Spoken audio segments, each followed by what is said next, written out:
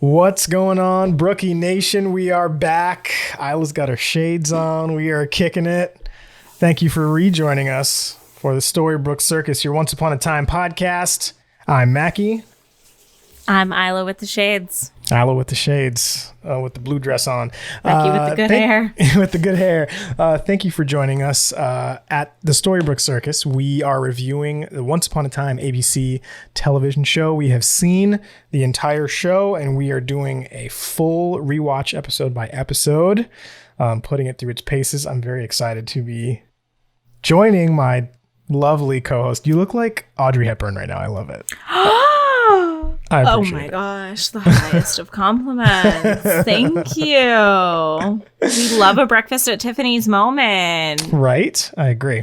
And I am loving this moment right now. It is wonderful. We also have our YouTube going on. Hello, YouTubey brookies. For all you listeners, that's why I'm wearing sunglasses right now. It's, oh my gosh, it's 11:11. Make a wish. Make a wish. We record for the YouTubes. If you want to check out our pre-show, it is on YouTube, the SBC pod. And I took my makeup off before recording because it's late. And I look like the troll underneath the toll bridge in Storybrooke. So I'm doing you all a favor. Storybook troll. I love that. It's also not true. Not even a little bit true, but we'll go with it anyway. Oh man. So we got a packed show today. Thanks to you guys. We have a lot of interaction from our It's not just listeners us anymore. Yeah, which really I love. Isn't. It really isn't. I feel like we've crossed a little bit of a threshold right now. You can totally do it. I mean, I can't see. It's a great persona you got. Yeah, so you guys are showing up and turning out. You're reaching out and letting us know that the show means a lot to you, and that Once Upon a Time meant a lot to you when it was on, and that you're glad we get to do this, journey down memory lane. We love hearing from you guys. Continue to leave us voicemails and text messages and emails because we love hearing from you. This is why we do it, is because we know that there are people out there who would appreciate it. So. And the Discord is popping. Yo, guys, the Discord is popping. It's like really popping now. So if you want to get into a conversation with other people who are like-minded, people are getting into the philosophy behind things. We are deep diving. We literally had show. somebody name Mr. Gold, like give him a first name, and then there was like a whole reason behind it. Like they're digging in. Okay, it's a really different experience. So if you want to join our Discord, the link will be in the show notes, or you can reach out to us at any of our social media, the SBC pod, pretty much everywhere, and we can get you that link. Speaking of hearing from you, let's get into our first segment, the Storybrooke Daily Mirror. Love those little news boys. So the Storybrooke Daily Mirror is a fictional newspaper in the town of Storybrooke, where Sydney talks shit about everyone in the town. In our show, the Storybrooke Daily Mirror is where you submit to our fictional newspaper and you become part of our cool secret club, not so secret club. And it's really just when we hear your thoughts, whether on Instagram DMs or Apple Podcast reviews or voicemails or text messages. And we got a lot of them to talk about right now. So, Isla, before we begin, as we always do, how is it that one gets into the Storybrooke Daily Mirror? A multitude of ways. So many ways. You can, first of all, leave us a 5-star review on Apple Podcasts. Addressing the elephant in the room, there is a current situation going on with Apple that we are trying to figure out. So we do have a couple of reviews to read, and we are saving those until we can actually access them. Because for some reason right now, we cannot. So sorry. Love you, though. It's really weird. Like, we don't really know what happened. We tried to go on the website, and our podcast is currently missing from Apple Podcasts. So the episodes that we've released are still there, but the podcast page is just not there. So hopefully by the time you're listening to this on Friday, that will have been resolved. But just in case you were looking for it. I'm mildly panicking. We know we do have some reviews because we read them. And they're great. We love you guys. Like for to ourselves, to each other. We were like, oh my God, so cool. And now we can't read them out loud. So but we see you. We hear you. We love you. Pause. Put a pin in it for right now. Yeah. So when that's working again, please leave us a 5-star review. We will read it on the air and talk about how much we love you. You can also send us a text message or leave us a voicemail on our phone number. And that phone number is... Yes, our phone number is 207-536-8512. 207-536-8512. We will never answer. Or you can leave a text message too. Don't forget, if you don't want to talk, you can do that. We want to know your first name and where you're listening from. Where you're from. We're trying to complete a map. Yeah. It's going to be so dope. We're trying to get, collect where locations of where everybody is. And a lot of people have been submitting that. In fact, in one of the submissions that we're going to read later on, somebody also left that map stuff and a review together. So yeah, keep doing that. And if you're thinking, what do I talk about in this voicemail? Like, what you want me to call? What do you want me to say? We got you. Did we say anything wrong on the show? Correct us. We love that. Tell us how much you like the show. We love that. Is there something that spoke to you about the episode that we just reviewed? We want to know. Thoughts and feelings. If you're just calling to say hi, that's totally great. If you literally called and was just like, I just wanted to say hi, love your guys' show, okay, bye. That would be perfectly fine. Perfect. You don't have to tell us a whole story. You can just say, hello, my name is, I am from, and we love you, love your show. Or I hate your show, you guys suck. Totally fine. We'll still play either way. That's fine. We have an email. If you feel so inclined to send an email, it is the sbcpod@gmail.com. We have an Instagram that has access to direct messages, so you can send us a message over on the SBC pod. Don't talk shit about either one of us because we both have access to it. So we will know. It's true. Those are for our personal Instagrams. Right. Yeah. And that's how you join our elite Storybook Daily Mirror. The Storybook Daily Mirror. You can, we'll say you made the front page of the Storybook Daily Mirror because you submitted. It's funny that you should mention corrections because we actually have a couple of corrections for this. And I for all my Star Trek fans out there, there's a podcast that I listen to and they do the same thing where they have people call in and tell them what they got wrong. Shout out to, The Next Conversation, Star Trek The Next Conversation. It's a really, really great podcast from two of the writers from the Goldbergs do this podcast together because they're longtime friends. And you'll actually notice a lot of similarities from their show to our show because I don't know, lifted a lot of ideas that they had because they were really good. So anyway, inspired. I really was because I've listened to the podcast for a long time and it really keeps my attention and speaks to me because I'm a Star Trek fan. Anyway, their segment is called The Prime Corrective, which I love. If you're a Star Trek fan, the Prime Directive is a thing in the show. And so they turned it into the Prime Corrective. And that's when people call in and tell them what they got wrong. So these corrections are probably not going to be the last time that we have a segment like this, these corrections. So I would like to reach out to the Brookie community out there and come join us in the Discord and let us know what you think, or call us or text us. I need to know what this segment should be called. I want to do like a fun Storybrooke punny type of segment name for like when people have to call and tell us that we said something wrong, because we're going to do it.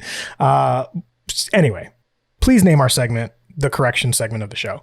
What I got wrong was, first of all, Mel, shout out to Mel in the Discord, who pointed out that I said last week and probably the week before that Grumpy's love, his fairy love's name was Dreamy.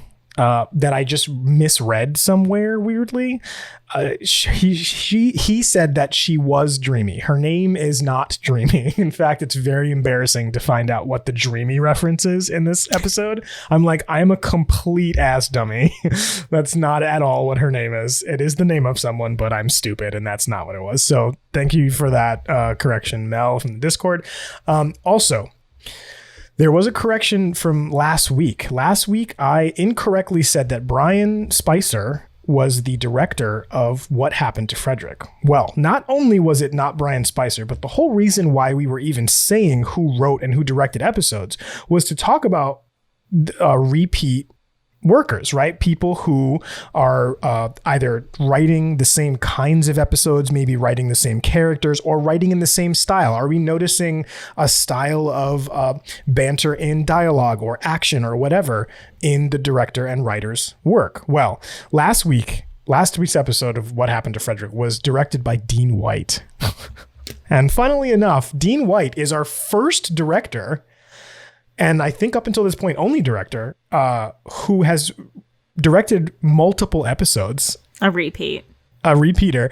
He's actually the most repeated director up until this point. He directed both, get this, True North, and before that, Snow Falls, which are both Charming and Snow episodes. So the only person who is repeatedly directing episodes is directing what essentially could be called the main storyline of this season, which is Charming and Snow's relationship. Because as we know, Regina made this entire curse based on keeping Charming and Snow apart. So really all the other storylines are kind of just adjacent to that, because for all we know, if Charming, like, we don't know what happens if Mary Margaret and David get together in the Storybrooke land. Is that the thing that's going to break the curse? And I really mean that. I don't remember like how the curse, like if like, you know, what is it, Emma? Like we keep talking about Emma being the savior, but the power of true love is a repeated motif, right?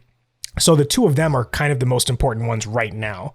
And Dean White has been the director the whole time. So it's kind of interesting to see how that soap opera, because it really is playing very similar in all of them. It has its own feel, different to like the Jiminy Cricket thing, or like, you know what I mean? It's all kind of different than that. How weird that he kind of like puppeteered this love. Yeah. Because like they were falling in love in real life. Like, did he know that?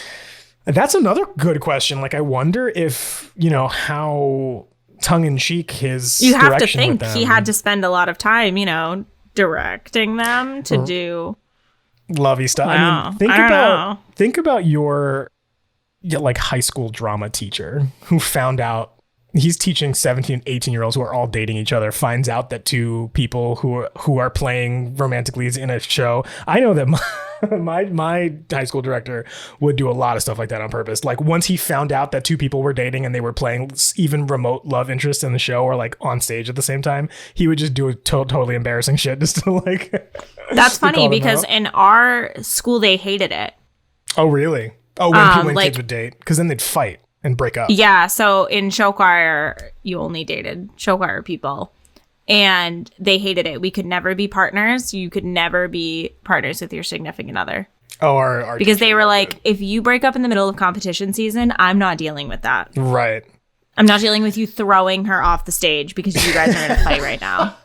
Look how aggressive it is. It truly was that aggressive. No, I get it. You're right. So yeah, no, our directors and choreographers, nope, they wanted absolutely nothing to do with it. That's funny. Our creative team, they always found out, and they were always very poking fun at it. And if people did break up and fight, they were very, very aggressive about like, grow up. And this is leave it at the door. Yeah. Like this is a job you came to do, and I will replace you if you act up. And everybody, it was a badge of honor to be doing the stuff that we were doing. So nobody wanted to get kicked out because it would have been embarrassing. So everybody was very like, they treated us like they were bosses at a job, which honestly, it really did help us secularly later, because they taught us how to be employees. Because once our last period was done and we were on that stage, we were actors working professionally in a show. That's how they treated us. So like there was no foolishness like that. I mean, they would poke fun, but if somebody was fighting or something like that, they were very like, I feel like that's important anyway for you, because you grew up in New York. So it's like, where do you go from here? You go to theater, and they're not going to put up with that shit in like real theater. Yeah. So that's crazy. And that happens in real theater all the time. You got to figure it out. You got to deal with it. I mean, was it you? I mean, look at how many couples in theater, Broadway, and regular Hollywood, end up together and break up all of the time. All the time. Somebody posted, I think it might have been you. Somebody posted a tweet of Miley Cyrus being like, I had a craving to watch Hunger Games the other day, but then I realized I'd have to watch my stupid ex for 3.5 hours, and I didn't feel like dealing with it. It was like her like looking in the mirror. Did not see that, but I did see some clips of Liam Hemsworth being extremely disrespectful to Miley Cyrus on the red carpet. So it's really funny that you say that. Like horrible. She was like sticking her tongue out, and he like, you could see him mouth the words like, "Can you just behave for once?" And she was like, and I was like, wow, why were you guys together? Like, really, seriously. This was stupid. But I can tell why you broke up. But yeah, so I wonder how the director, like, what was his relationship with Josh Dallas and our good friend Guinea? Luckily they have a very successful relationship. They didn't have to deal with any drama. The nice thing about Hollywood is somebody like, especially television, like a TV director doesn't have to deal with that. If they act up, it's just the studio's problem. Like he's just coming in to do this episode. You know what I mean? Yeah. So like, I just wonder like what he thought of it. Like, I wonder if he knew. Maybe he's like, you don't know. Like if they're professional enough and you believe their love, you just chalk it up to them being good actors. You know what I mean? Right. Unless you're really tuned in to that. This like body language and very specific things too. You know. And this is also early on. Like they were dating. They were confirmed dating at the end of the season, which is 22 this is episodes like in. The very beginning of a relationship. So I don't know. Yeah. I just wonder if he like went home at the end of the day and was like, they thought they pulled one over on us, but Dude, know. He had to. Some very, very, very close friends of mine just got engaged. They met in a show that I met them in. We did the 25th annual Putnam County Spelling Bee here locally. And we were all strangers. It was like 2 or 3 people who knew each other, but everybody was all strangers. And we have pictures of this girl and the 2 of them, by the way, their characters have nothing to do with each other, like ever. Like they have like 1 or 2 little interactions, but they were playing children, right? So, we have pictures of her when he was, because it's a spelling bee, right? So somebody goes up to the microphone and spells and does like a whole thing. We have pictures of her looking at him at the microphone, and we all just make fun of her because we're like, look at that. She has starry eyes. Like she's literally gawking at him, and it was the cutest thing ever. And I used to, I always laugh because you say, would he go home and be like, you know, there's something going on? I would get in the car in the parking lot and call Taryn and be like, Taryn, I'm like whispering to her in my car with the door and windows closed. Darren, I'm slinked all the way down in my chair right now, and Ben and Joy are both standing at their car right in front of me. I'm like taking secret pictures of them. They're like super flirty in the parking lot. It was the most adorable thing. So I'm like, when you're around that kind of thing, it's palpable. You can tell, you know, even if it's not obnoxious and it's cute, because they're very cutesy people. They're not like obnoxious. And I'm like, you can just see magnetism especially if it's like really meant to be, which I feel like everything I've ever seen of the 2 of them together is the most adorable thing ever. Like she is super sweet and he's just like so grossly charming of just like, what do you mean there are other women in the world? There's only her. Like he's just smitten with her. So there's no way that it didn't start that way. It had to. Yeah. And if this guy he's the closest one to like actually affecting the way that their characters interact. Yeah. So he had to be right on top of, you know, her reading this letter and like we saw that on screen. That he wrote. And don't forget, he was what they saw when recording. He was standing off screen. He was in the room. It wasn't like a closed set. He was reading it on the other side of the camera to her. If he's a good director, he should be able to spot that a mile away. So that's all right. We're gonna get Dean White on the show. We're gonna have him tell us his tale. Let us know. Wouldn't that be great? Some podcasts just do that. They just call up like the writer of the show and are like, hey, so what was your experience? Like, hey, care to comment? So here's the thing. If you guys get this show big enough, we're going to call ABC and be like, where's Dean White right now? I know he's still in Hollywood. Well, what is it called? The 7 layers of... I don't know. Where somebody you know knows somebody. Like you degrees, are always connected. 7 degrees? Yeah, 7. Yeah. So somebody has to know him that we know somehow. I feel like these people, because the writers and directors and stuff like that are not superstars like the actors are. So they're not. I'm going to find them on Twitter. They're not protected by agents. They're not, you know what I mean? They're not like, because people aren't like, you know, knocking on their door. I'm pretty sure it's not that hard to find them. And if you appeal with something good enough where you're like, if our show got big enough, I'm saying right now, if we had 10,000 listens or even 8,000 listens, if we had like a lot of people participating, I would be like, look, it is the 10th anniversary of this show that you worked on. We're trying to put people together. Would you be interested in a 20-minute interview where we just ask you some questions about the show and just insert it as a recording? I would totally do that. I'm just saying, I'm not afraid to, because reach out. What are they going to say? No, they're just going to ignore your stupid email or whatever. Right. I'm like, what? Especially if it's like a writer or I'm not going to just call up or like email, like Edward Kids, Adam Horowitz, and just be like, hey guys, do you mind coming on our podcast real quick? Like, here's what I'll do. I'll make friends I'll make friends with the guys from the next conversation who are Hollywood writers, right? And I'll be like, hey guys, do you? Because the guy who does that podcast, he's friends with the guy who played Riker on the show. So he, William Frakes, he calls him up and he does a segment called Ask Frakes, where he just literally talks about what he taped in Star Trek 40 years ago. And it's like, hey, really? On set, like, oh yeah, he's like, because they've done stuff in Hollywood together. So he literally just calls him up and it's like, hey, most of the people who worked on Next Generation are dead or, not around or too old to do anything. So they don't really have a lot of people on that show. But yep, I'm going to call up Dean White and be like, yo, I need to know the deets, bro. Okay. Well, we have another David, another David. Dean and David are not the same. Okay. We're going to start again. What is wrong? My brain is... Oh, boy. Okay. Take 2. Here we go. We have a David who sent us a lovely email. An email, y'all. Okay? I love this. And I'm not making fun of it at all. I was so tickled by the fact that we got a full-on email. This same David sent us a review immediately after writing this email, a review that we cannot read this week because we're having some technical difficulties. We can't wait to read it. Review, but we've already pre-read it and it's really lovely. So thank you again for doing both. But I would love to take the opportunity to read his submission to the Daily Mirror. He says, hello, my name is David. I'm writing from Lincoln, Nebraska. So our Storybrooke City clerks, we have an addition to our map for Lincoln, Nebraska from David. He continues, I found you all through searching for Once Upon a Time podcasts. Started listening a few days ago and I'm almost completely caught up. Love people that binge. Love that. Thank you. I'm on the Skin Deep episode. At the time that he wrote this, that was the most recent one. OUAT is one of my favorite shows of all time, and I first watched it only a year or two ago. So he's a new fan, which is nice. My favorite seasons are 3 through 5, mainly because I love that they split up the season into 2 narratives instead of one long arc, like in 1 and 7.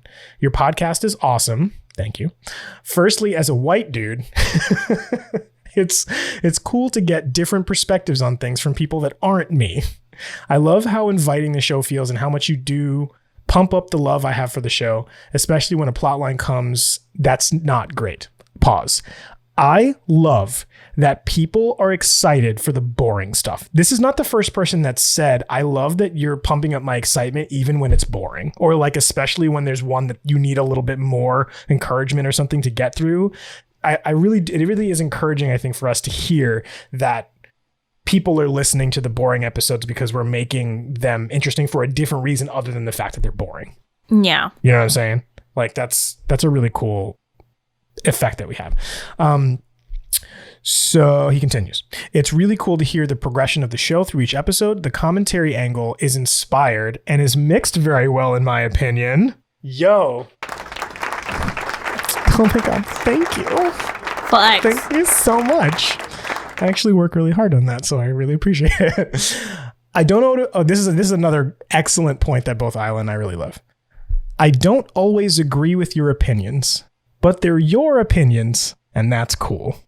I won't forget to rate and review on iTunes. Keep up the stellar work. I would get that tattooed on my forehead. That whole thing. Just, I don't always agree with your opinions, but they're your opinions, and that's cool. I want to wear that on a t-shirt. Yeah. He also signed it, keep it gold, keep it rumble.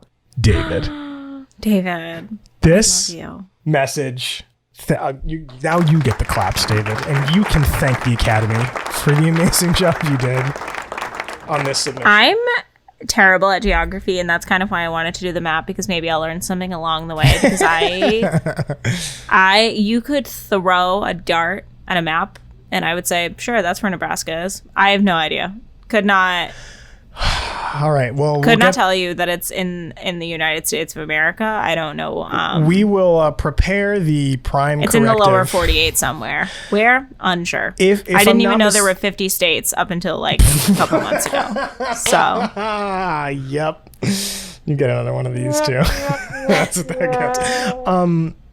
If I'm not mistaken, and I probably am, Nebraska, I believe, is. You have to be careful because we've been called out for this. Call out for what? We said something was the Midwest, and it was not. Oh, I also disagree. It was Kentucky, I think. Kentucky is fucking straight up the Midwest. I'm sorry.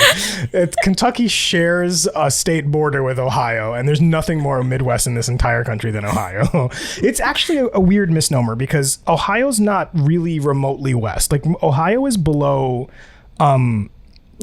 It feels Midwest. It feels Midwest. It's so close to us on the East Coast, and like the Midwest. Vibe. Midwest is really what, like the Dakotas and stuff. Midwest is a vibe. It really is, and that's the thing. It's an attitude and an air. It's a lifestyle. Yeah, in it's a Ohio, lifestyle. You cannot get more Midwest than Ohio. If I'm not mistaken, Nebraska, I think, is around that area. Not Ohio, but like Kentucky. I think Nebraska's below Kentucky, or it's somewhere. Is that where Aunt Becky is from? Yeah, I think so. Isn't Omaha, Nebraska? Omaha, Nebraska. Yeah. Is that where it is? Yeah, I'm pretty sure. I don't know. All that stuff in the middle, I really don't know either. So don't feel bad. I don't know geography at all. David, thank you so much for the email. We will, as soon as we get our reviews back, we will make sure to also read your review. You kept your word, and the review came up right afterwards.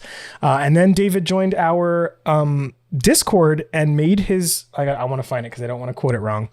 He made Brookie Cookie.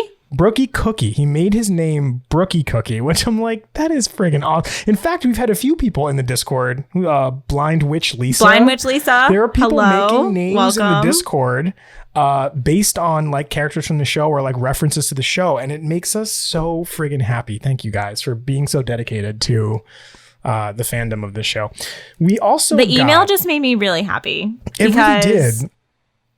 The opinion thing is super important to me. I believe that diversity keeps everyone alive. Like, I really think that everyone needs to experience different things all of the time. We need to respect everyone's opinions and beliefs. And that one just means so much to me because I am a short, tattooed girl. And Mackee is a brown kid that likes musical theater. So we are not normal. It's true. It's very true. That's a very accurate representation. So we like that we get our voices out here with our thoughts, and we don't want to step on any toes. We don't want to offend anyone. That's not the intention of the show whatsoever. We just like to have fun and enjoy the show because we all love it. And I'm glad that we can all come together on that we love the show and we know it has flaws, but we're loving it anyway. Well said. Well said. So thank you, David. David. Oh, David. The Brookie Cookie. Fold the cheese, David.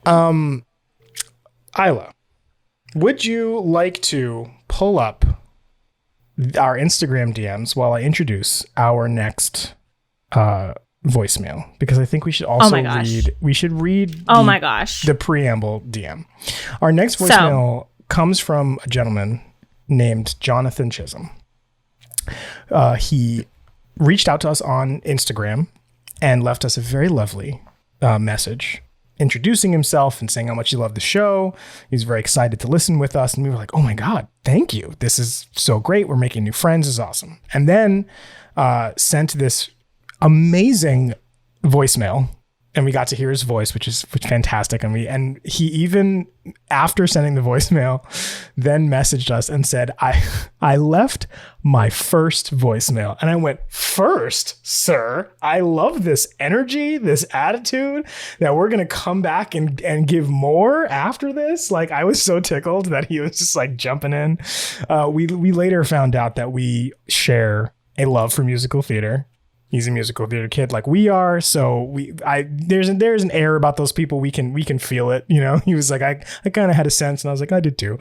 So it's nice to have another person with that background on, especially there is some musical things that will happen in the very, very distant future in the Once Upon a Time world, but we'll get there when we get there. Isla, would you like to read our first correspondence with Jonathan?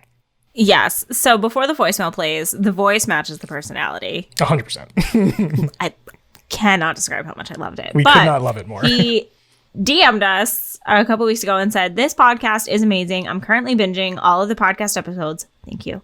I cannot wait to be a part of it all and caught up and continue on the journey of revisiting the show that changed my life.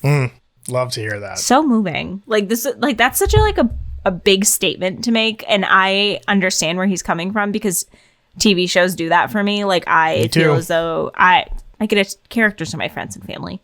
So I love that people are on this journey with us. And it's nice to find people who didn't just watch the show. It like changed their lives. It meant something very moving, because there are parts of future storylines that get very deep and very philosophical. And they very much put you in a position of like, what would you do in this situation? Or you feel the very relatable feelings of already in season 1, the feelings of loss, the feeling of grief, the feeling of not being able to be with someone that clearly you want to be with so bad. Like those are very relatable things in your life. So it's easy to, well, what is this? We have, okay, I need a breaking news sound effect. Isla has a breaking news face on. Tell us what you're seeing. What happened? What I missed? Oh my gosh, I'm so sorry to interrupt. No, please. I was reading Jonathan's message, and we got like a DM review. Oh my god. Oh wait, after the messages? Yes, from someone else. Oh my god. Okay. Oh my okay. gosh, like breaking news. Like literally breaking news. Like we just got an discovered actual. this. Okay, so we'll do that after. We Yeah, do this is one. at the my end. God. But yeah, wow. That's really exciting. That literally, guys, that happened live. That just happened just now. Okay, this is wild. Pulling myself together now. I didn't Sorry. know that we were like that. People liked us like that. Anyway, the show moved people to the point where us bringing it back 10 years later with this level of enthusiasm is bringing that feeling back to people. And it's a really, we don't take that lightly, how powerful of a thing it is for us to reignite the love for something that moved someone like that to them. It really does make a difference. Let me now play Jonathan's message. Hey, Isla. Hey, Mackee. This is Jonathan Chisholm coming at you from Atlanta, Georgia. I've spoken to you on Instagram once or twice. I just finished catching up on covering it last week. Binged it on a trip to Tennessee to see my friends. And this, I have to tell y'all, I didn't know that I needed this in my life, but I absolutely do. Because this has been one of the greatest trips down memory lane ever. Once Upon a Time was the first television show that I started watching week to week. It was the very first show that I ever did that with. And then I finished it, all of the seasons. Yeah. For the ups and the downs, with various friends talking about it on lots of different, text messaging and, theorizing and all that sort of stuff. Listening to podcasts at the time that I still go back and listen to occasionally to bring me memories. This show really changed my life in such a wonderful way because it helped really bring. There was always a sense of meaning, of hope, as the show is about, in every single day that I had because of seeing the show and enjoying the show and just having that good, like, warm feeling in your heart. Is it a soap opera? Absolutely. Does it have drama for the sake of drama? Absolutely. But it's always brought back by the acting, which is incredible. Lana Parrilla, Robert Carlyle, since you're in season 1, I'll keep it to season 1 characters, are absolutely my favorites, and I still, I don't know if they'll ever top that in their career. I hope they do, but both of them are truly brilliant on the show, as is the entire cast. I cannot wait. I'm listening currently to the Whatever Happened to Frederick episode, and I cannot wait for you to get to some later episodes in season 1, particularly one about Our Lady Regina, which might introduce someone else important to her life. Yes. And I'm just so excited to be up to date and on this journey with y'all. And it's so exciting to hear people talk about and enjoy this show, point out some of its fun little quirks, but never in a mean way, and just love the show for all it's worth. And I'm so happy to be on this ride with y'all. I can't wait to continue listening. All right. Have a great day. Bye, y'all. Oh, Jonathan. Jonathan, you have made our day in ways that you could never even understand. I smile so big when you say absolutely. She has been quoting that to me since you left this voicemail. I'm not kidding. And all of our text messages back together, she keeps going back to this. You are an absolute delight, sir. Thank you so much for finding us. Truly a gem that we are very, very grateful for having in our camp, in our crew. There's so many moving things about this voicemail, about first of all, the depth in the analysis, and we're excited to have someone, a lot of our listeners like that, who are excited about getting into the nitty gritty details with us, which is really why we're doing it. The people who love our candor about the show, that it's not perfect, that we are still, it does have, I like that he put it in this, that it's quirky. That's a really good way of putting it, because the stuff that we're making fun of, the stuff that we're picking apart, or either splitting hairs, or it is part of the charm of the show for it to be a little weird, a little wonky, a little, hard to explain.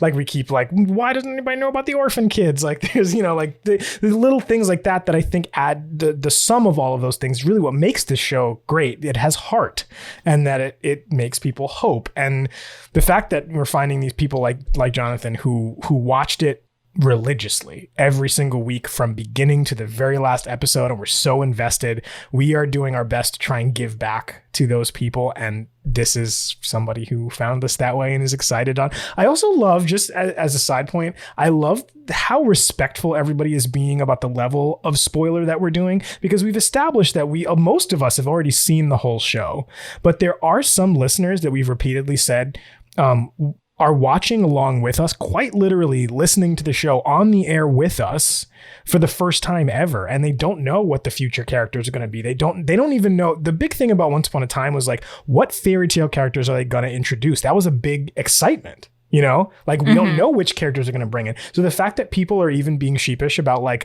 mentioning that a character is going to be introduced, that's what their experience was. They were excited to find out it's a new person. And a lot of our listeners like that are not spoiling it for, shout out Nicole. I know I'm talking about you, Nicole, who's never seen the show before, but there are other people. So I'm thank you for being like that. That's really, they do that in our Discord too. People are kind of trying to tiptoe around a little bit, and I love that. Jonathan, thank you. There are no words. Truly no words. I was very excited about this one. I was. Well, okay, I guess. I mean, we're very excited to hear back from Jonathan. Oh, he also expressed interest in potentially coming on the show for another interview. Speaking of which, we'd like to know what you guys think about our interview last week with Jordan. If you haven't heard that episode, go back to the What Happened to Frederick episode. We interviewed one of our brookies, a friend of mine and Discord members, because she's a charming stan, and we interviewed her and asked her a couple questions and stuff. And it was a new format for us to have a third voice. So we would love to know. Yeah, she did a great job. So we just want to know what you guys thought. Yeah, totally. And if it works, we're going to bring on other people like Jonathan, or people from our Discord, and have. Yeah, we have some ideas going forward. So they're so, I think their stories are so interesting. Even this little tiny story of what it meant to him, I would love to hear more about that and hear more people's interactions of how it moved them. Isla, breaking news. We got a new review. Would you like to share? Wow. So she's gearing up. This is a good one. It's a good. Okay, good. That was close. So this is from Felipa. She is our friend over in the Discord. Okay. Bia Felipa. Got it. She sent us this message, and I'm going to respond to this after we are done recording, because this does need my undivided attention, because it is so beautiful. Hello, Isla and Mackee. She did lowercase the I in my name. Thank you so much, love you. I just wanted to tell you both how much I love this podcast. I started watching Once Upon a Time last March with my teen daughters as a way to ease being in lockdown and find comfort in our family's love of all things Disney. This nice. Made me really emotional. Watching this show is a great escape during such a time of fear and uncertainty. I wish I had watched this when it first started. I know I would have had watch parties and been a part of this fandom. Your show has given me a chance to feel like I'm watching with friends and the joy of being caught up in a fandom. I love the podcast chemistry you two have, the production notes, quality, and that the episodes are long and in-depth. I love that you both are not afraid to enthusiastically share your love and criticism of the show that I had developed such an unexpected connection to. Thank you, thank you. Sending love from Dutchess County, New York. P.S. My husband and I are going to start watching Lost together. Thanks for the recommendation. Yes. Oh, man. So many good things in there. Dude, okay. Thank you for loving long episodes, because we're always nervous that people are going to like freak out that they're long.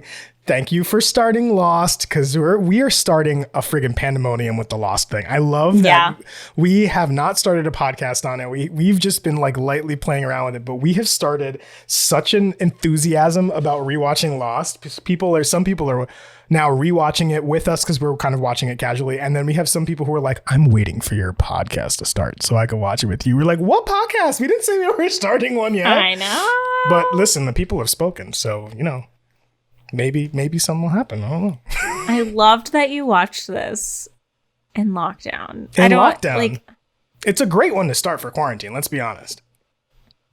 Very bingeable. You're right. And what Jonathan said, there's always the sense of hope because of Once Upon a Time. So this is perfect for that, because it's not over still, we're still trucking through this. Last March, it was, you didn't know, was this 2 weeks? Was this going to be over tomorrow? You didn't know. So you were just kind of going through the motions. I guess we'll just do this. So, and you did it with your teen daughters. I think that's such an awesome way to bond, because this really can be such a show that you can watch with your family. Absolutely. It's never going to get uncomfortable. None of those I have to run to the bathroom scenes. Right. And there's parts of it that anyone could relate to. So I think that that's really awesome. Wow.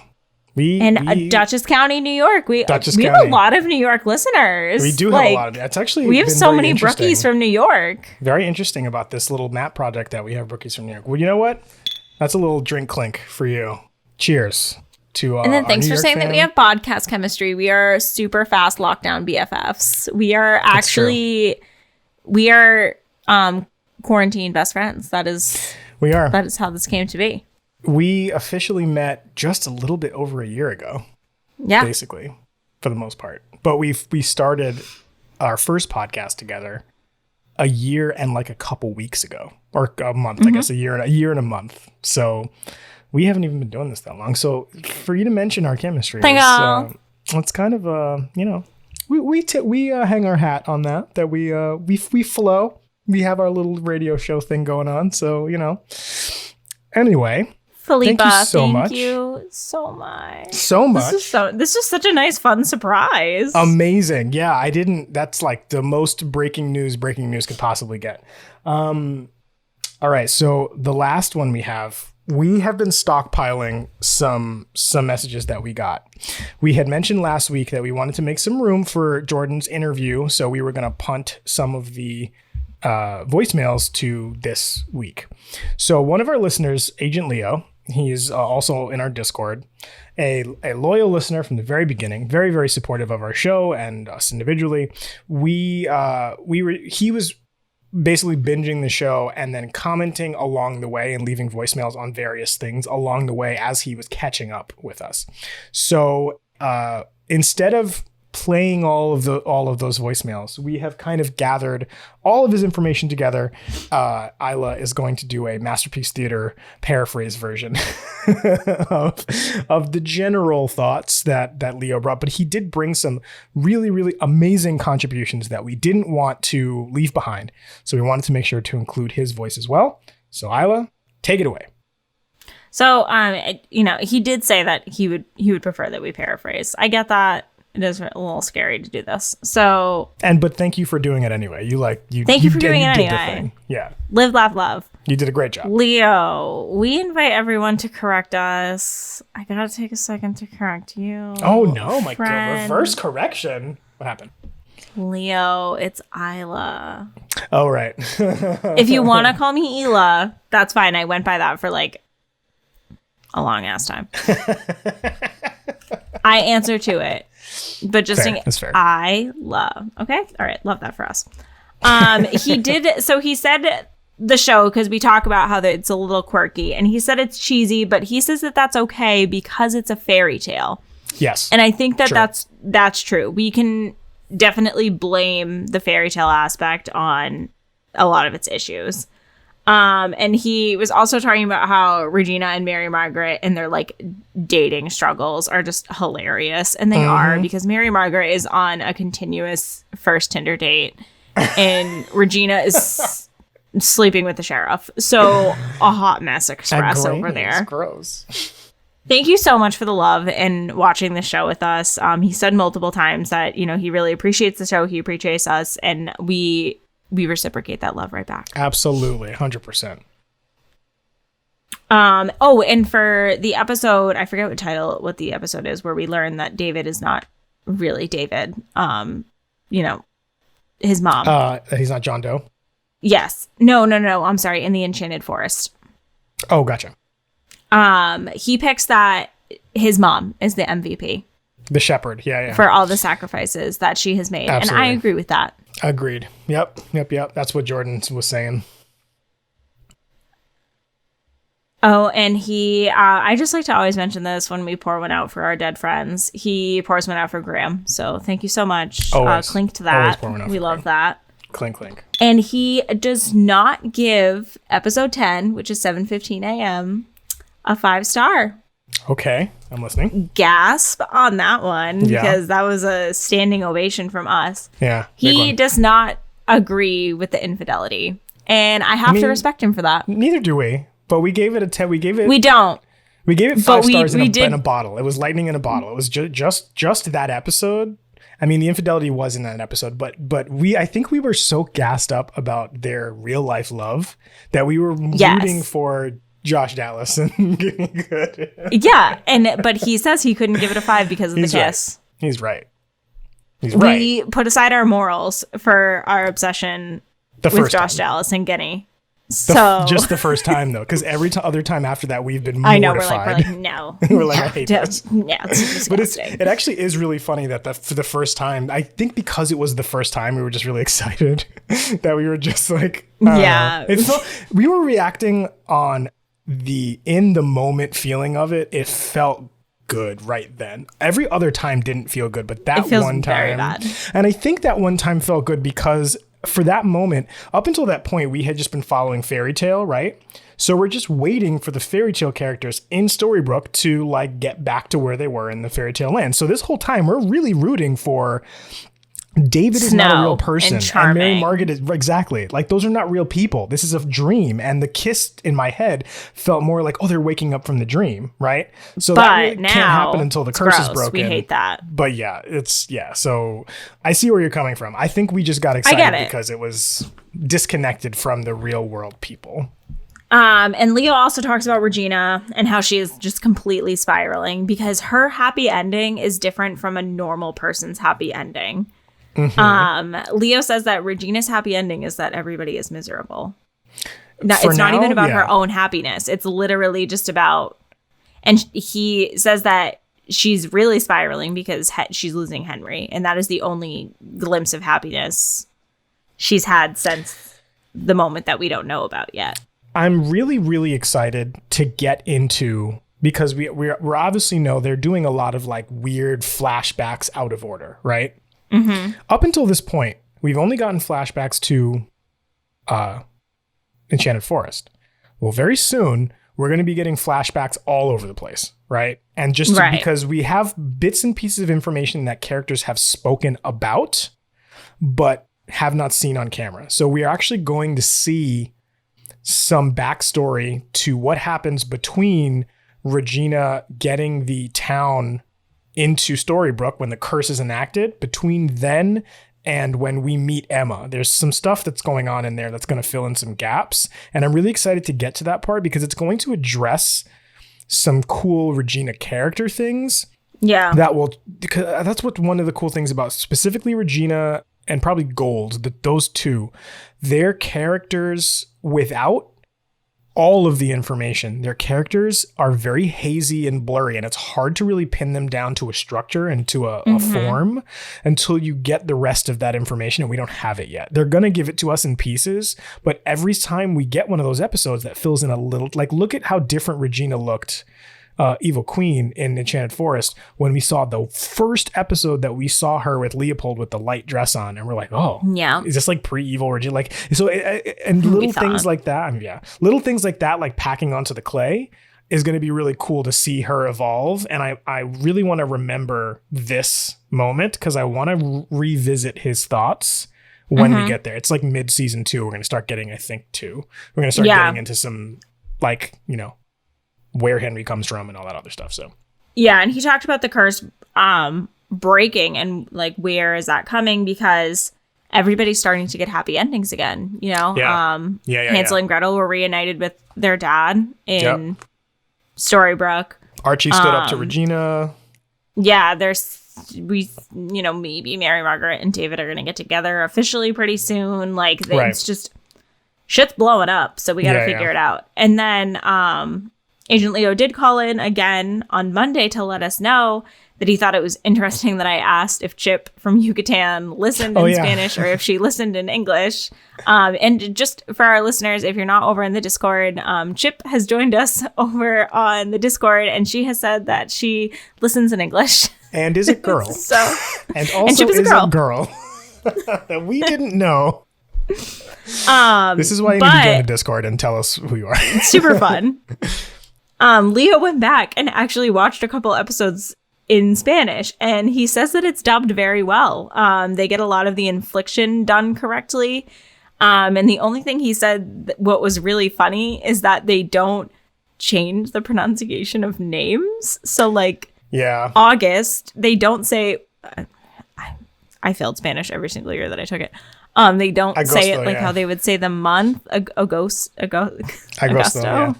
Yeah, so there is a Spanish word for the month August, but because his it's a name, Spanish translations are weird. So like any proper nouns, they will pronounce them in whatever their original language is fully. Like, so even though there is because in other languages, unlike in English where two words that are spelled the same sound the same, in other Romance languages, French and Spanish and Italian, the word agosto means the month. It does not mean the person. Even though it's the same word, the context of you using that word now means that you're talking about time, not a person. So you have to actually say August. But so they'll be speaking a full sentence in Spanish, and then it just says August, but not even like August or anything. Just like August, like in an English like accent and everything, which is really, I love watching. So I'm Puerto Rican, right? So anytime that we used to visit my grandparents and stuff who still live there, it was so funny to like breeze through TV and just see, like, I was always watching like The Simpsons or some random cartoons, and the way that you would be able to pick out random words that don't have translations, they would just say in straight up English, and I'd be like, oh, I know that one. It's really wild how they do that for TV. There's like a whole. And he said for Prince Charming, I guess like the translation is like Prince Valiant or something. Prince Valiant, yeah. So that's funny. But only, and that was the thing. He was saying it was only in, he listened to it in Latin American Spanish and in Spain Spanish, which I think is Castilian Spanish. So Castilian Spanish is what we would consider like Old English to English speakers, right? Like thou, kind of, medieval a variation of the English language, like a Shakespearean type of English. So it sounds more like proper and classy. So they use kind of like more sophisticated vocabulary as fill-ins. Like charming isn't like descriptive enough, so they have to like elevate it to valiant or whatever the translation is, which is really kind of cool. Very interesting. Thank you for doing that work, Leo. That research. Went back and listened in various languages. That's dedication. And thanks for calling in. Yeah, you did a lot. You did a lot of work. We're very very happy that you did. Thank you very much for your contribution to the Storybook Daily Mirror and to all of our contributors this week. That was a very, very packed Storybook Daily Mirror this week, and we are extremely excited about the fact that everybody wants to get involved. We're extremely thankful and very thankful. We were so worried when we started doing this, and we were like, hey, do this, call in, talk to us, that it was going to be crickets forever. Yeah. We didn't never know really if this was sticking with anyone. You never because know if I people mean, are you shocked. know, you don't know. We didn't do this for, to become like, famous. We just did this because we really love Once Upon a Time and we wanted to talk together. about it, and we needed like a purpose. We couldn't just like be like, let's rewatch Once Upon a Time together. That's weird. And like do book club. Yeah, that's weird. So we were like, let's call it a podcast. So we're just glad that we are now watching it with other people. And we're glad that you guys feel so strongly about it that you have to participate in all of this. We love you guys. Thank you so much. And that was the Storybrooke Daily Mirror. Oh, that was fun. That was the longest Storybook Daily Mirror we've had yet, and I am over the moon. That was my dream, was that people were going to just be pumped about it, and here we are. And just think we still have reviews to read whenever Apple Podcast decides to cooperate. I know. That wasn't even it. Oh, so thank you guys. All right, so now for our pre-show information. This week we're going to be doing episode 14 in season 1. It is called Dreamy. I'll tell you why later. Not Grumpy's love interest. Not Grumpy's love interest. The character backstory is actually Grumpy, and a yet unnamed fairy that he's in love with. I will keep her name under wraps until we actually watch the episode for purposes of spoilers, which aren't really spoiler, but it's fine. It aired on March 4th, 2012. It is written by OG, Edward Kitsis and Adam Horowitz, and it is directed by... I even wrote it in here wrong. It's not David Solomon. It's Dean White, damn it. This is how we got in trouble last time. Do you remember? Oh my gosh, okay. Yeah. This is also, Dean White, as we talked about, he is the basically charming and Snow White director. This episode is the last highest rated episode for the rest of the season. Oh, wait. I got it. Now I understand what I did. I pasted incorrectly. Right. Dean White directed What Happened to Frederick. David Solomon directed this one. David Solomon is our second repeat director. That's what's going on here. I was looking at my notes all cross-eyed.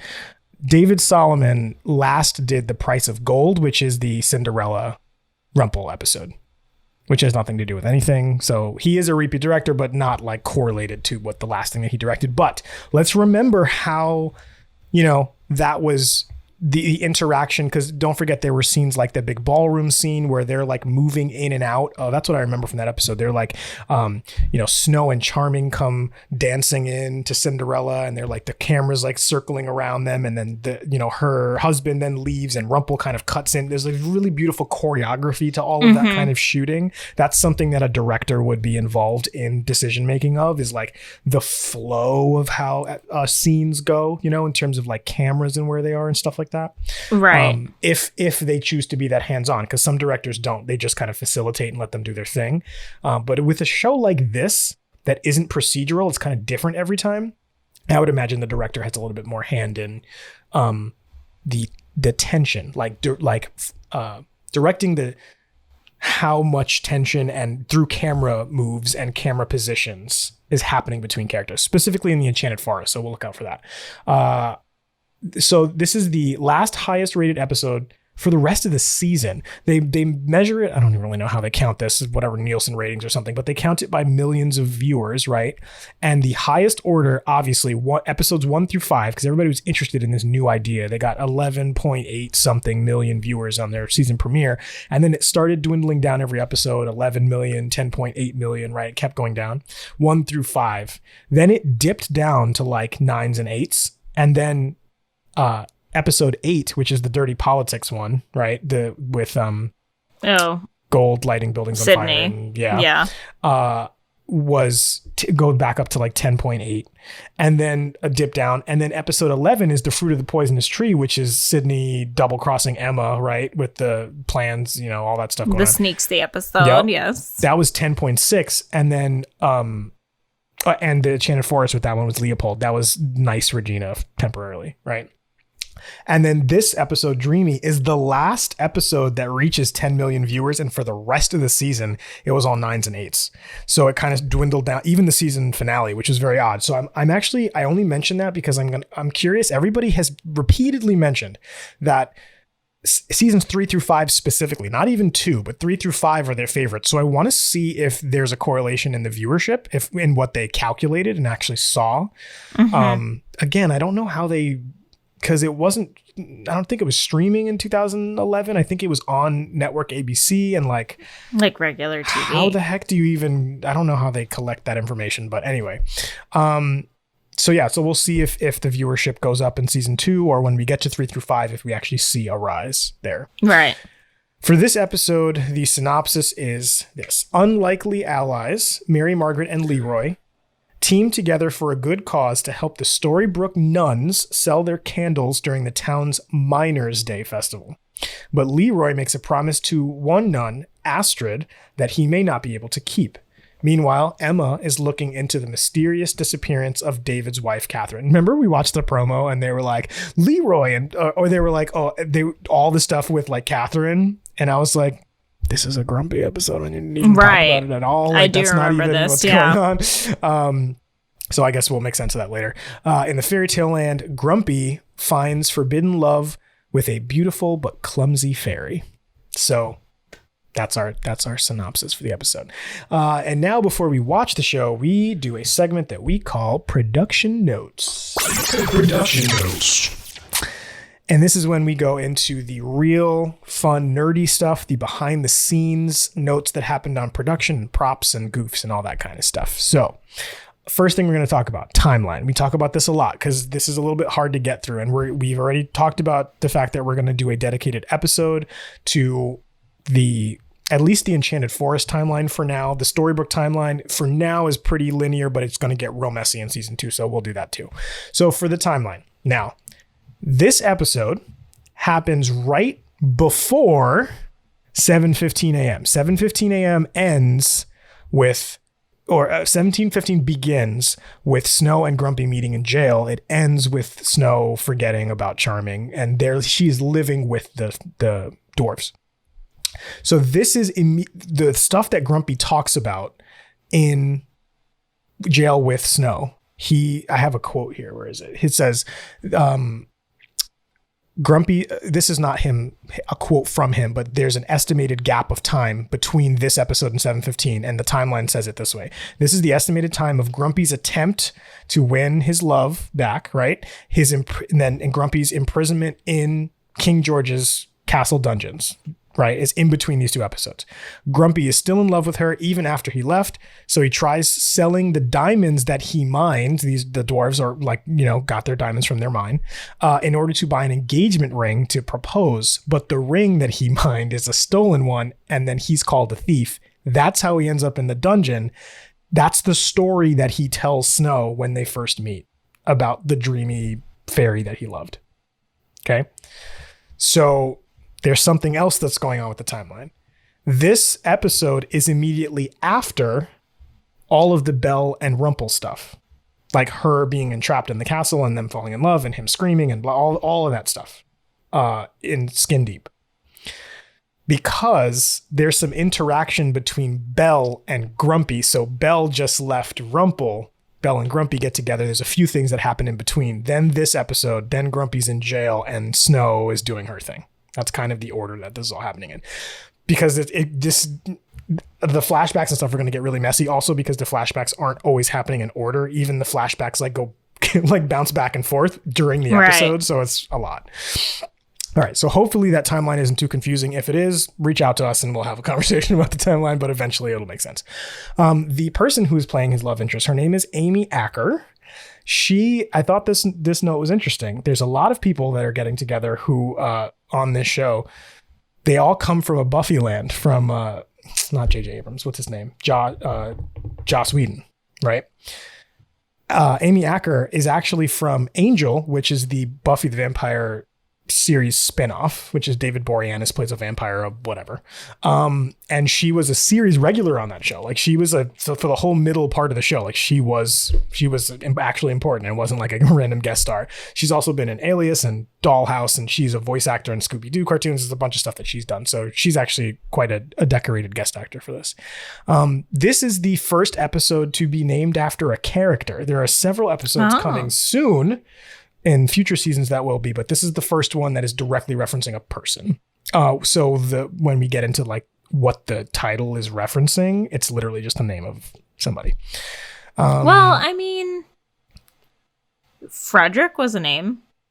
But the episode wasn't just named Frederick. It was named the phrase "What Happened to Frederick," which was a reference to the first episode. This is literally like just his name. There's going to be some future episodes that are just a name. Oh, okay. Yeah. Because I mean, in this case, the name is also an adjective, but in the future ones, it's literally just like person. Okay. Some cast notes here. Two things. This is the first episode that marks. This episode marks the first absence of Jared Gilmore, who plays Henry. He's the first episode he's not in completely, and it's the first finals week. That's right. It's the first episode for Eon Bailey, who plays August Booth, our lovely stranger. This is really important. This is the first episode that he's billed as starring. So I just want to do a quick side tangent, some inside baseball in Hollywood here. It is the whole billing structure of the credits and the order that the people's names show up in is like a humongous bargaining chip for agents and studios. They literally will hold up entire productions and tapings to negotiate where their client is going to fall in the billing, right? There's first billed, which is the first few actors that show up. There's last billed because all the people in the middle get forgotten about. So they would actually rather have their person be at the end, which is why you would sometimes see with blah blah blah actor or like introducing or something like that at the end, because I have always found that those are the biggest names. Like who's always with? Robert De Niro. Yeah, with it's always everybody and last then build with Robert De Niro, and I'm like, right, daddy. But yeah. So the other things too are that the guest stars do not show up in the starring list, because the starring list is the whole negotiation, but behind that is that those are the top paid, most popular actors that their agents have said to the studio, my client is not even going to show up to work unless you put them in this group. So you don't put the guest stars in there. It will say guest starring blah, blah, blah, or guests blah, blah, appearances blah. Appearances by. So the fact that he was bumped from wherever he fell into starring for this episode means that he is quite literally legally now a series regular. This like is contracted in. Exactly. Yeah. Either a contract changed, or this is like after so many appearances, it would be like, okay, then he becomes whatever in the show. So this is a big deal for him. And that also indicates to us how important this character is, how great and popular this actor is. Like his agent got him into starring. That's a big deal. You know, he's going to be very important. So I feel like if I watched that real time, that's something I would have picked up on, just because I only watch TV and movies with subtitles. So I'm constantly looking at the words on the bottom of the screen. Always, and I would have been like, interesting that his name is showing up there instead of somewhere else for once. And it's cool because you notice it on Grey's a lot, like on Grey's Anatomy. Interesting. If you like rotational doctors, you'll see all of a sudden they'll stick around. Like one of Meredith's sisters has been like popping up, and now all of a sudden it's starring whatever her name is, and I'm like, oh, interesting. Right. This is a huge bump up for him. I'm really excited. What does it mean for August? What does that mean? Right? It kind of really makes you like kind of interested in it. It's interesting too, because this show doesn't have a title sequence. It has a one title card and the credits are playing under the first scene, unlike other shows that have like a whole sequence and music and stuff that plays where you're only paying attention to that. So also the billing is a little bit important because it's competing with the show. So it is important where people land. So good on him. Some recycled set stuff. The studio set that was Rumpelstiltskin's cell that we saw in the first two episodes, it was built on this giant soundstage. It's where is it? The Bridge Studios in Burnaby, I don't know where that is. That's where most of the sound studios are for Once Upon a Time. It doubles as the dwarf mines for this episode. It also doubles for just about all of the underground areas. So like King George has dungeons underneath his castle. All of those dungeons were also done within this same thing, which is why they all have that same like kind of cavey, rocky look. It's because it's the same set that they kind of redress and relight. But instead of building unique underground areas, they just build one and like shoot the angles differently or whatever. I think it was also the cave in the Still Small Voice, the Jiminy Cricket one. So like most underground stuff was basically repurposing this thing. Saves them a metric shit ton of money to just figure out different, multiple uses of the same, $10 million set they have to build or whatever, right? $100,000 that they have to build. So some goofs, quite a few goofs. Well, not quite a few, but like some more detailed ones than before. The fairy dumps a bunch of glitter on Leroy at some point, and as the shots change, this is a continuity error, which is just when you cut away and cut back, something is different. The amount of glitter on him keeps changing from shot to shot because they were using a different take. They look at emotion and like how the actors are performing. They don't sometimes care about the fact that certain things weren't in the same spot. So apparently the glitter kept like changing every time they cut back and forth. When Sleepy is drying himself with a towel after he gets out of the bathtub, it just says you can see that the actor is wearing black shorts underneath. It just made me giggle. I was just like, I assumed and he wasn't just bug-ass naked in this TV. Yeah, okay. This is an ABC Family show, Right. so thanks. But obviously the shorts are not supposed to show on camera. I know, and but they're just like, again, the editors just have to choose like the right moment, and sometimes they'll be like, whatever. But this is a good one to compare Blue Hat to. True, because it's like a camera goof this time. That's a good point. We'll see if we can even find it. That blue hat one still takes the cake. So this one is interesting. This is, take a deep breath, settle in, buckle up for this. Okay. So in What Happened to Frederick, there's some timing continuity errors, really, really big ones with this. In What Happened to Frederick, it shows the day that Catherine disappeared, and the day before was a school day. So this whole goof here is around the continuity of people talking about Catherine disappearing and when she disappeared, right? So when she disappeared, on the first day she learns about David's affair, she confronts Mary Margaret, slaps her in the middle of the school. It's obviously a school day, right? Students and teachers are all around. When Catherine decides to leave Storybook, she goes to Regina and apologizes for what happened yesterday, right? When she took her anger out on Regina and she was all like, everybody's lying to me, whatever. And that's while Emma is seeking out Henry at school. Still a school day. On that same day, Catherine departs. Regina burns. She goes to the house. She burns the letter right at night. In this episode, we find out, according to Catherine's phone record, she disappeared on a Sunday, which means it would have been a weekend.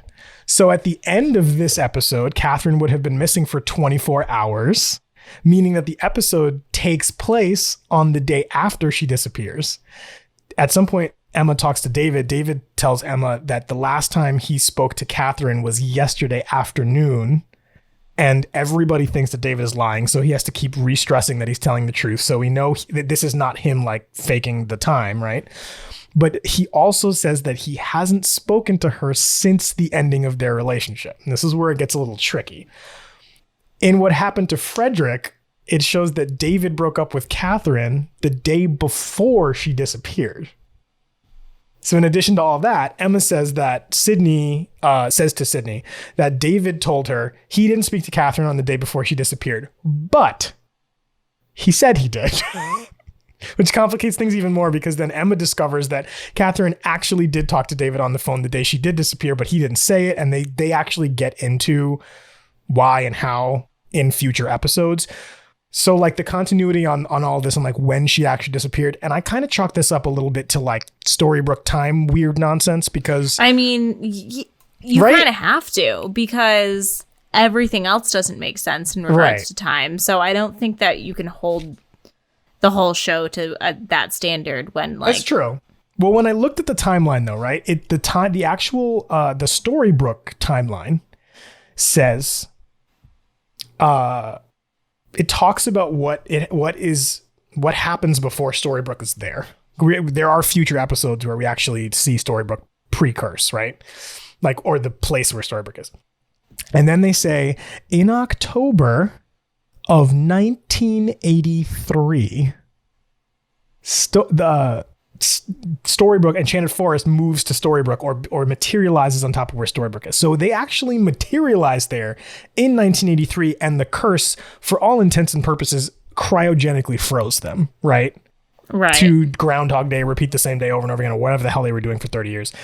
Because Emma was born in 1983 and would have been 28 years old. And right. So like, they actually got there in that time. And I don't think it was ever explicitly said, like we keep saying they've been there for 30 years, but we never really put a pin on the fact that like the town materialized in the 80s and has been sitting there undiscovered until Emma shows up, was the first person in 30 years to actually find the town. Because there is an episode we'll see where some people come up to where the town is and they can't see it.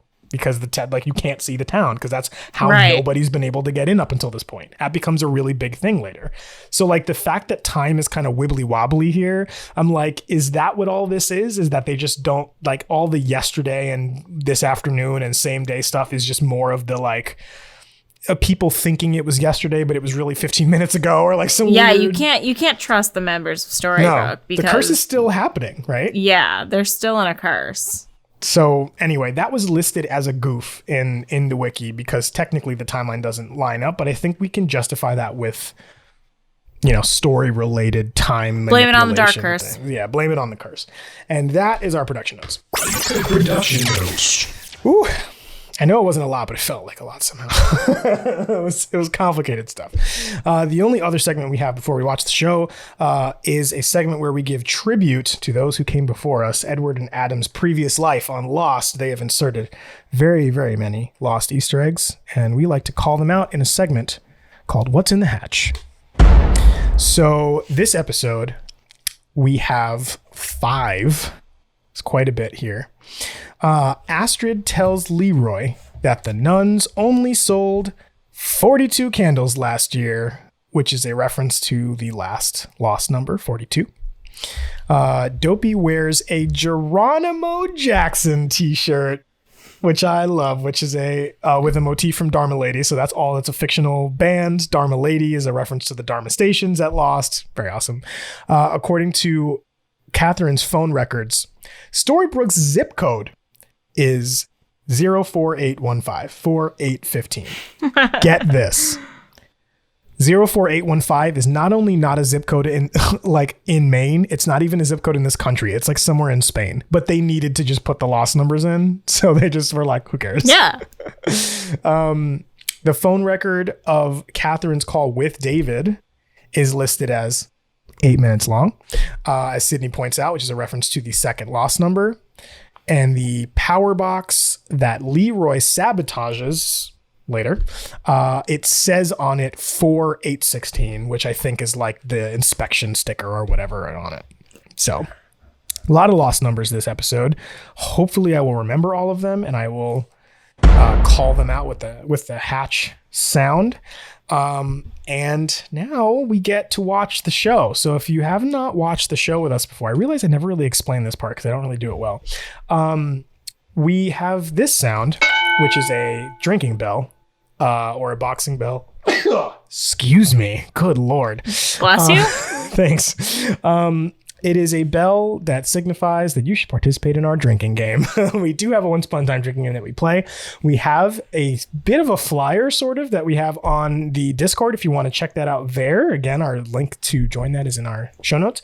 But the drinking game mostly consists of like mentioning magic, and Regina squares off with somebody, and Emma's jacket and fighting and apples and all sorts of references. Anytime we see one and you hear the drink your favorite beverage, even if it's water or apple juice, totally fine. We actually both drink water during this show, but drinking games are just fun to do in practice, not even for the alcohol, just because it's funny. Absolutely. Honestly. It's like Punch Buggy. Exactly. Yeah, exactly. So if you hear that, then that is what that is for. And if you hear a reference to the production notes, we'll be playing this. It's when you take your drinks and you do a little cheers, a little clink together as a nod to our production team. All right. So I think I got And then, of course, through... when we get a Lost reference, we hatch it up. And a Lost reference. Yeah, you'll get that. And we have a bunch of other fun sound effects that we'll try and incorporate as well. If Isla wants to rant about something, I will play the Law and Order sound. I don't know. And if things are cringy... Oh, yeah.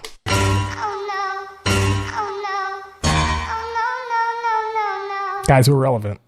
And if things are spicily cringy... Which one is that? I don't know. What is that? Shut it down. Oh, shut it down. If you feel things getting sexual, just say... Shut it down. This is really anything that has to do with David and Mary Margaret. right now, right now. Oh, that is anything that has to do with them. Yeah, basically all of their interactions are basically that. Right now. Yeah, at least right now.